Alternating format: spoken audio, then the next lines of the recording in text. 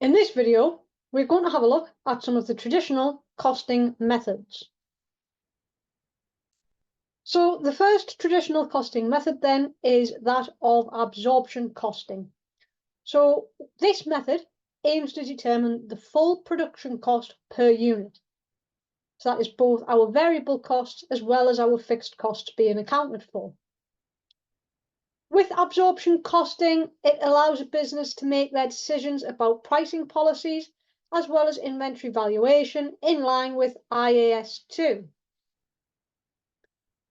So production costs then can also be referred to as product costs.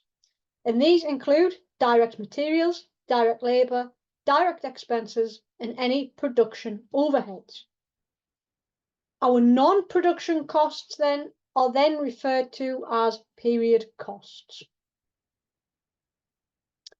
So product costs and period costs, what is the difference between the two? Well, our product costs are charged to an individual product.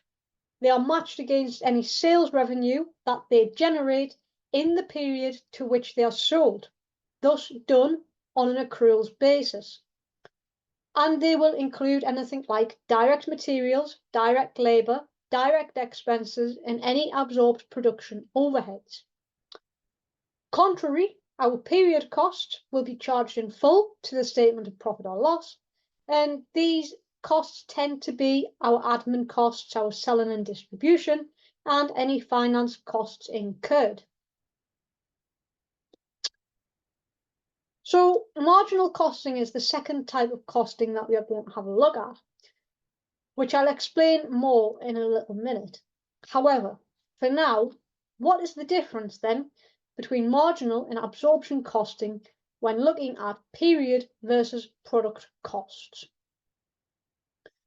So in both methods, our variable production cost will be classed as a product cost.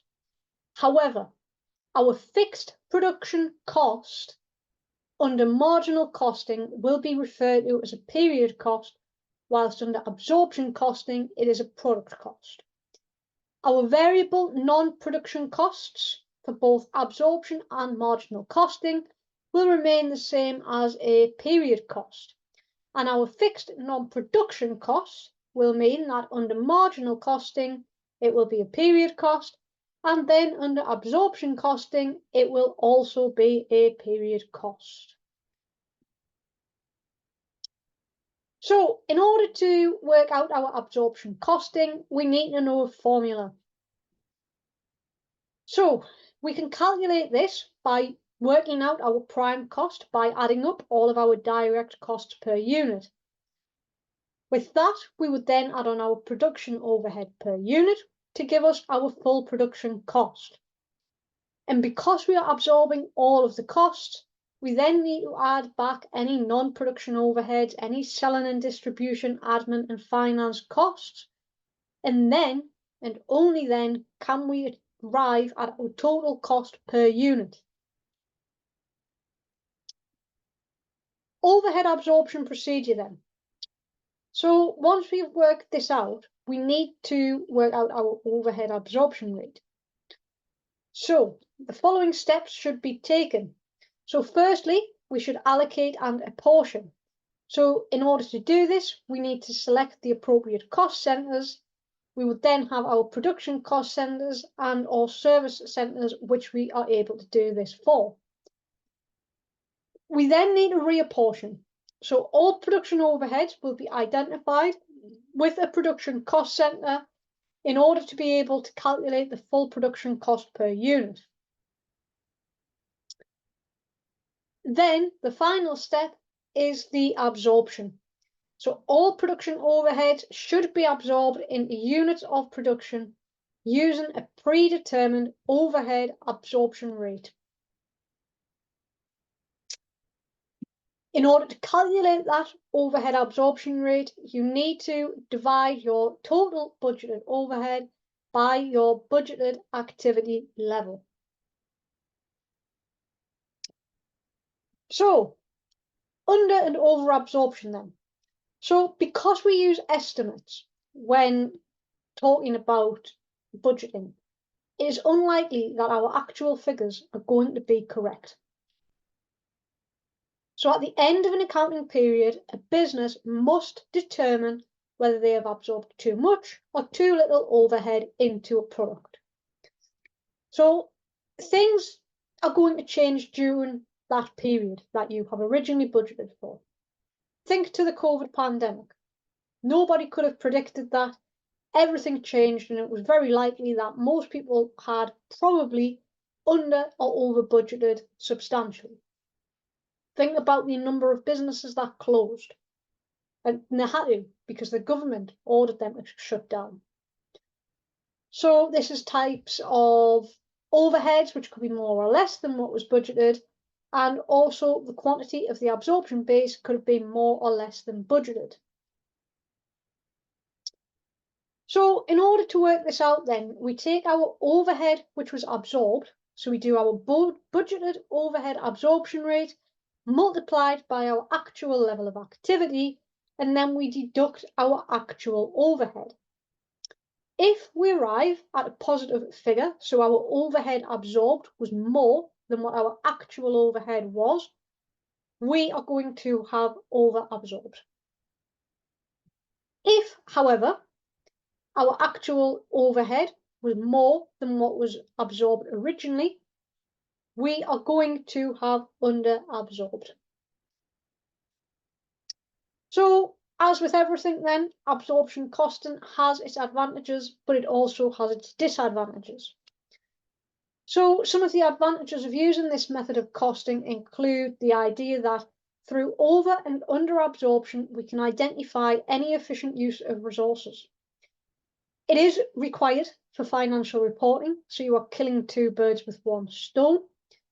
Fixed production costs can form a significant sum of total costs, and in the longer term, all costs can be seen as being variable.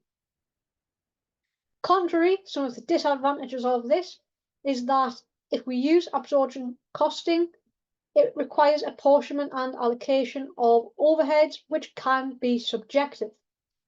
It is more complex to deal with than what marginal costing would be. It encourages businesses to actually overproduce, and the absorption basis may not actually drive the overhead cost. So for a business then who are using absorption costing, here is a draft template of what the statement of profit or loss would look like. So just a few notes then in addition to the profit or loss. So valuing inventory using absorption costing will mean that both opening and closing inventory will be valued at the full production cost. Under and over absorbed overhead. So the adjustment for under or over absorbed overhead is necessary when dealing with absorption costing statements in the profit or loss. And splitting statements. So production costs and non-production costs. It is important that these are shown separately in the statement of profit or loss for a business using the absorption costing method. So that's absorption costing then. Let's now have a look at marginal costing. So marginal costing then is when the charges products or services with variable costs alone. Fixed costs are ignored. So it will comprise of your direct material, your direct labour, and your variable overheads, which can also be known as prime cost. In inventory valuation, the fixed production overheads are just not included. Instead, they are going to be treated as a period cost, and they are going to be written off in total against the contribution for the period. And it's a principal costing technique which is going to be used in decision making.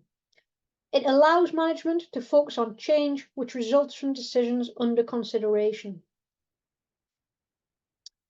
We then have the concept of contribution. So this contributes towards fixed costs and profit. So the contribution per unit then is the unit selling price less all unit variable costs. With this in mind, we can calculate our total contribution as being our contribution per unit multiplied by our volume of sales. As with absorption costing, marginal costing comes with both advantages and disadvantages.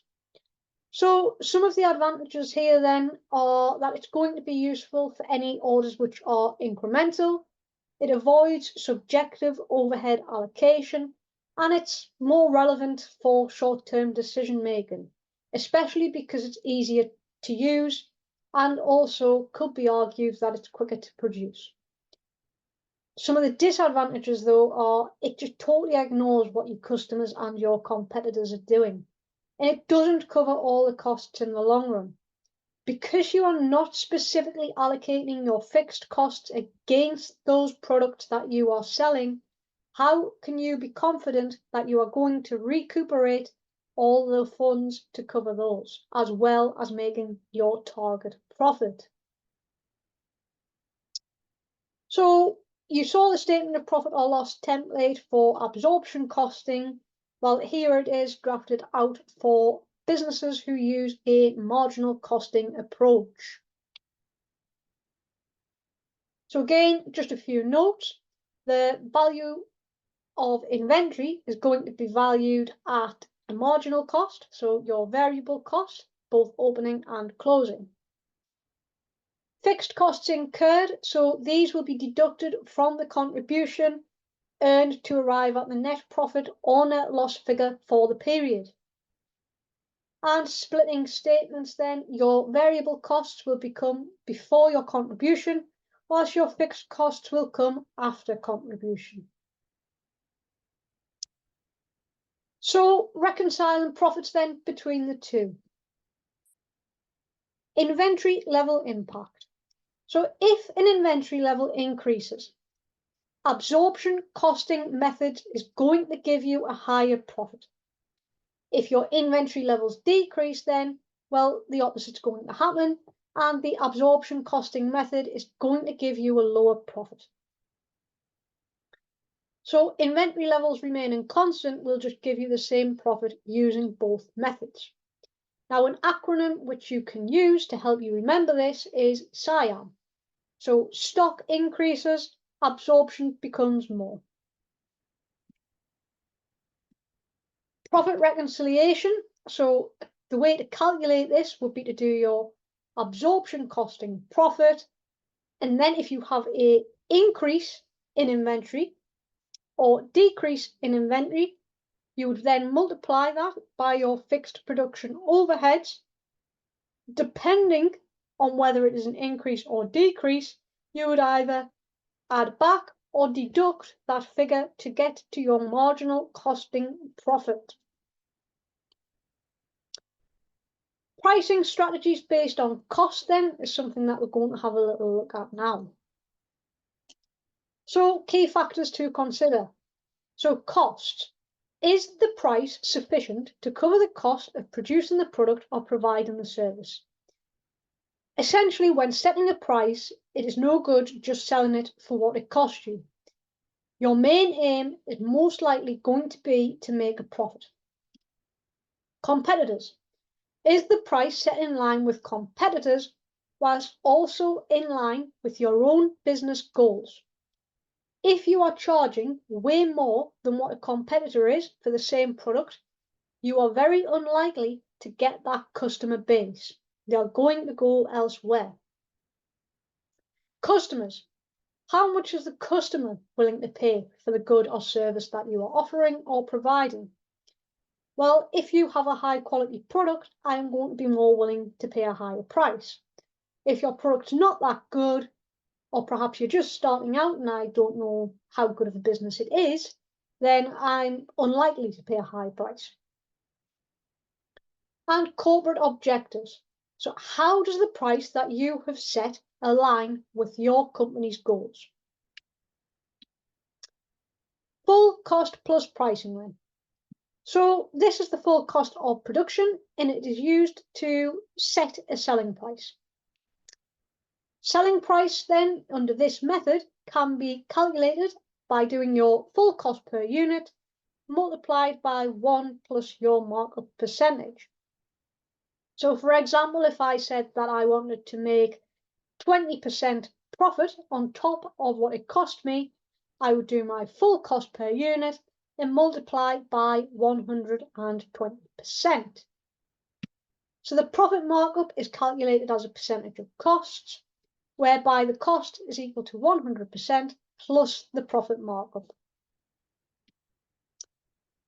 So advantages of doing the cost plus pricing then is that if budgeted sales volume is achieved, your required profit is going to be made. It is useful for justifying your selling price, especially if costs have increased, resulting in an increased selling price. You are directly passing that extra expense to your business directly onto your customer. With this method, it is also very quick and very cheap and easy to implement. On the other hand, we have some disadvantages. So overheads are not going to be fully recovered if your actual sales volume is less than expected. Selecting a suitable basis on which to charge fixed costs can prove to be difficult. And the markup that you choose may be subjective. It may not reflect external factors, such as, are you gaining a competitive advantage? So we could use marginal cost plus pricing. So with this method then, we have our selling price, and we would do our marginal cost per unit times by 1 divided by our markup percentage. Our marginal cost is only going to take into account our variable cost. There is going to be a larger markup percentage added because both fixed costs as well as profit must be covered. So what are the advantages and disadvantages then of using this method? Well, marginal cost knowledge allows management to price below if sales demand is lower than expected. So it can potentially be a good thing. It recognizes the existence of both scarce and limiting resources, and that can be reflected in the selling price. If a business has any one-off contract, it is also going to be more accurate. However, competition levels are going to be ignored. You are going to be ignoring any customer attitudes, and you aren't going to get an accurate picture. But with this method, it can be even more subjective because the selling price has to cover those fixed costs. And finally, profit margin. So this is calculated as a percentage of the return on sales as opposed to cost. So our selling price is equal to our total cost divided by 1 less our required margin. So selling price is going to always be equal to 100% with a profit margin.